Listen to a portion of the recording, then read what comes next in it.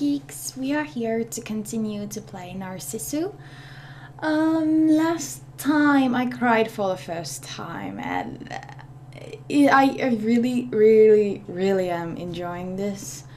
And I have to say one thing, I got a new phone, look at this! Look, it's amazing! It's Samsung S4G4 Plus, I think, 4G Plus, I think. And it's my first time that I have a smartphone, and I'm really excited. I've always had this old phone which didn't have internet. I only used it for messages and phone calls, so I'm now getting used to the future and trying to learn how to use smartphones, and it's pretty damn amazing. I already told this on my Facebook fan page. I actually made the update by my phone. Yeah, I'm pretty good. I learn quickly. But other than that, let's get going. Yep. So we're on the chapter Echo.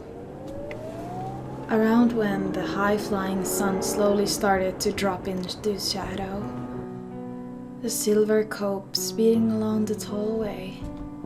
Before long, the Katsuragawa parking area, a short break, a change of pace. Want to stop at the next rest area too?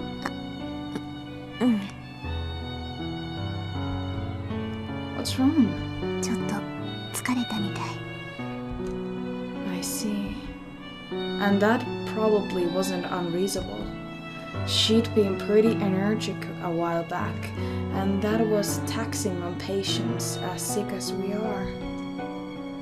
Then I'll go buy something for you. I'll be back in a second. I rushed over to the snack stand and picked up a few things, no different from the standard convenience store fare. Here, a Pocari Sweat and rice balls and potato chips. Her response was the same as ever, but she didn't start eating at all. Under usual circumstances, she'd already have torn the potato chips by now. Are you okay? Could it be that you're not feeling so well? 薬が切れただけだから。 I see. So she was out. I'd been scared of that. Well, yes, when we'd escaped from the hospital, it was obvious it was going to happen. To be clear, it wasn't as if we were intentionally leaving meds behind. But I hadn't even thought about it until now. I hadn't even had the senses to think about it. When did you run out? 昨日の夜。 So you'll have been off them for 24 hours pretty soon. The doctors had told me that I could go on without my meds for 2 days or so. Maybe she was the same way. And when I thought about it, it had been 8 days already since we'd left the hospital. And given the amount of meds I'd brought with me, I could see the end of line coming into view. Just what was I supposed to do? ね、私、7階は嫌よ。 Yeah, I know. You don't want to be at home either.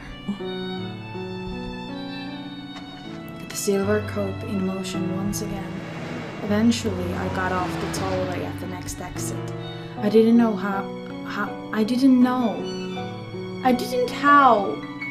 Okay, that's wrongly written. I didn't how that was going to change things, but it wasn't as if staying on the tollway was going to help. I headed into an urban area from the one tollway exit, and I looked for a pharmacy attached to a large hospital, not to a small private clinic. Probably it would have been just to go to the hospital, and for any normal patient, that would have been obvious. but we were inhabitants of 7F. The ID bracelets around our wrists were white, not blue. And we were escapees from 7F at that. I circled around the neighborhood as I held those thoughts in my mind. Probably we'd be able to find what we needed at a pharmacy near a large hospital. Found it! A university hospital at a major intersection, and a couple pharmacies clustered next to it. I figured that this was as good as it got, and stopped the car in the patient lot. Hey, give me your medication bag. She handed the bag over to me with a curious look on her face. I looked into the bag and took out the medication list there, and this was just what I needed. Alright, I'll be right back. Leaving her in the car, I ran toward the nearby pharmacy. The automatic door slid open and I walked in. I headed directly for the counter. Welcome! A middle-aged man came to the counter to greet me, probably a pharmacist, given his white coat. Could I have these drugs, please? Yes, of course, just a moment. With the medication list that I had given him, he retreated the interior of the pharmacy. Probably this was a pharmacy affiliated with the hospital, not just your standard mom and pop outfit. I'd gotten my meds dispensed from places just like this back when I was attending outpatient clinics. After all, it was right next to the hospital, so this place should have the meds we needed. Thank you for your waiting. Here we are. This pharmacist had come back after a short time. He was holding 2 plastic bags, each of them full of medication bottles. With that amount, we'd be fine for now. That would probably last her for a week or so. And when I took out my wallet for my bucket, "Oh, may I see your prescription?" Prescription? Yes, as these are prescription medications. Your doctor did give you one, yes? I'd forgotten about this. These were no ordinary medications, so I couldn't just waltz in and buy them. Is something the matter? Oh, well... As I stammered and stuttered, the pharmacist looked on with suspicion. Wait, what? And that's when he noticed the white ID bracelet on my wrist, the letters inscripted on it. My name, my blood type, and the name of the hospital. Pharmacist. Oh! The medications that he'd left on the counter, I swiped them up at a wall once. Hey, stop right there! He shouted at me from across the counter, but that was to my back. I'd already started sprinting. Only 5 meters to the door. My legs were weak, I was wobbly, but I kept running nonetheless. And when I was about to sprint out the slowly opening door of the pharmacy, just then... Oh damn. My senses white out for a second. I'd hit my head on the edge of the automatic door so hard that apparently the glass of the door had shattered. Dizzy, almost syncopal, I forced open the half-closed door with my hands. And then I broke off into a dead sprint. I did not once let those medications go. I was so out of breath that I felt like fainting. Only a few more meters into the car, but it felt much longer. Nobody was giving chase to me, it seemed, but I didn't have the time to look in behind me anyway. Because if I got caught, then what would happen to her? Would she wait for my return forever alone in that car? I ran for dear life with those feelings at heart. Staggering, short breath, saddened that this was all the strength I had. I collapsed in the driver's seat and floored the pedals. I was forced to realize that I was even weaker than I was at the Panchiko parlor. And when I checked myself in the rearview mirror, there was blood on my forehead, maybe from a glass shard. Well, hopefully bleeding would stop soon. I applied pressure with a tissue as I drove. 大丈夫？ Yeah, I'm fine. でも血が出てるし。 Don't worry about it, it's nothing. I waved my hand to tell her not to worry as she looked at me with concern. And then I handed over the medications that I had tightly clutched in my left hand. Here, take your meds. For now we would be fine. Those meds would last for maybe a week. But what were we going to do when that ran out? I'd managed to get by pretty well today, but it was obvious that I was losing strength daily. We originally had no plan or destination, and you could not feel any fear of losing something you did not already have. But things were a little different now. A purpose had been born, and so a fear of losing that purpose had also been born. January 29th, Suita Junction. A painfully clear day, the empty expanses of the high heavens of winter upon us. Back on the expressway. By now, we had passed from the Suita Junction on to the Hiroshima Road. Where are we going next? 神戸ジャンクションから Got it. To the Sanyo Expressway. The silver cope moving according to her navigation. By now, on the roadside distance indicators, every so often the words Awaji Island were appearing. We had already come 900 kilometers since we'd escaped from 7F that day. I'd never had believed that we would have made it. But our final destination was not far from us now. And soon, we could see a large bridge ahead of us. So, is this the Akashikagyakyo Bridge? Pretty incredible, huh? It was hard to suppress a triumphed feeling as we could drive across the ocean on its expense. After we'd driven along for a while, there were people stopped at the roadside here and then and rode to the bridge. Probably tourists or something, seeing as they were taking pictures and stuff. And just like those people, I stopped the car on the shoulder of the road. ここ駐停車禁止よ Eh? If it's just for a little while, it'll be okay. And as far as the eye could see, there were other cars that had done the same. Hey, come on, let's get some fresh air. It's probably an awesome view. 分かった She was still a little reluctant, but she got out of the car with me anyway. The midst of the strong cold winds up top the bridge. This is colder than I thought it'd be. It was all too much for us since we'd never really gotten out of the car. And in stark contrast to us, there were two people who seemed to be a couple not far from us. Looked like they were taking souvenir photos. Their happy voices carried all the way over to us. And when I looked around those two, I saw lots of families and tourists groups taking photos too. Souvenir photos, huh? Fair enough. One was supposed to take them at a place like this. Come to think of it. どうかした Yeah, wait for a second. うん There was a camera in here somewhere.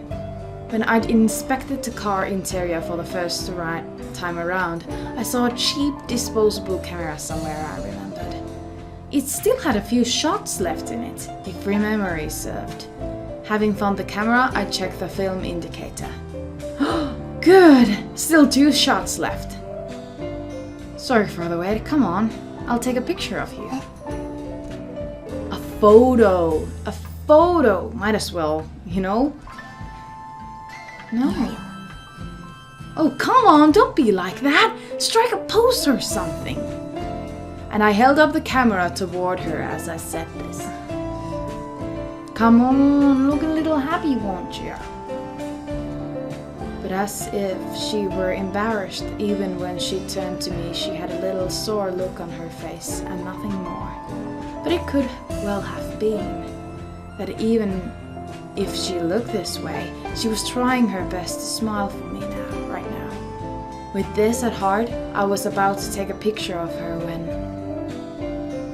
Excuse me, could we ask you to take a picture? Oh, yes, of course. Two people who looked like a couple coming towards us holding a camera. Then, I'll take the picture now. Please do! They stood close to each other happily and flashed brilliant smiles. I centered those in the viewfinder and snapped a photo. Thank you very much. And now we'll take a picture of you two. No, You're using this camera, right? Before I could answer, he'd taken my camera. No, it was more like he'd plucked it out of my hand. Probably he wanted to get it over with as soon as possible, which is why he took the camera and ignored our hesitation. Alright, you two, get closer. At those words, I stepped a little closer to her body. And with her usual lack of expression, she helplessly stepped a little closer to me.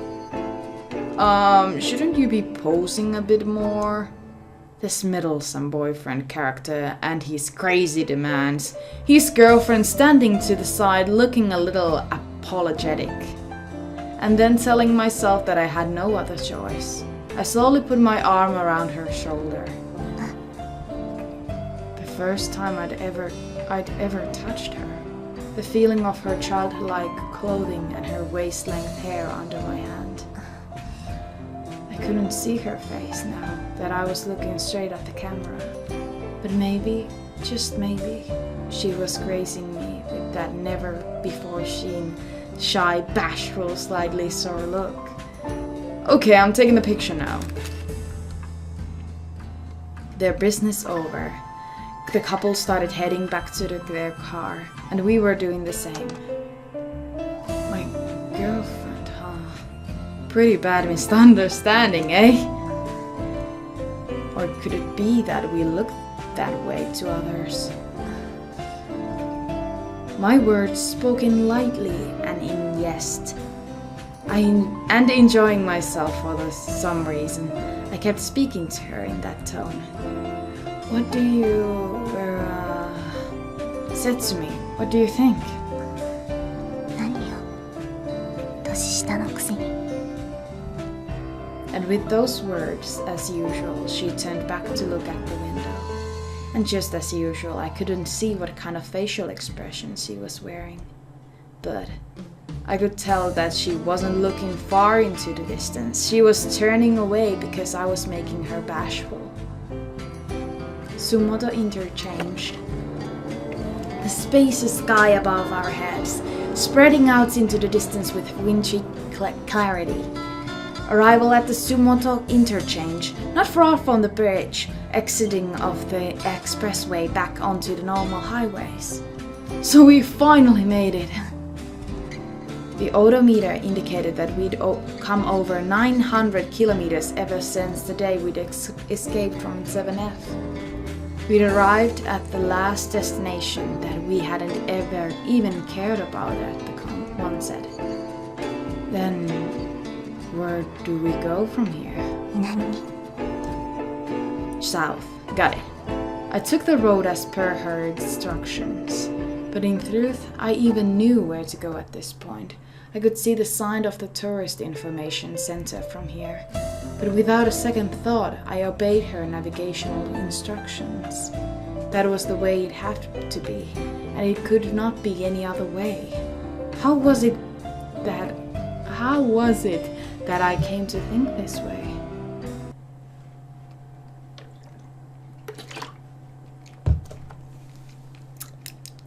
That was chapter 06, Echo. It was really cute, and I hope they will show us the picture of her and him. It would be really awesome. But thank you guys so much for watching. Don't forget that the Walking Dead Season 2 Episode 3 is coming out on Tuesday. It's tomorrow. So be sure to be watching that. It's pretty damn amazing. I'm really excited.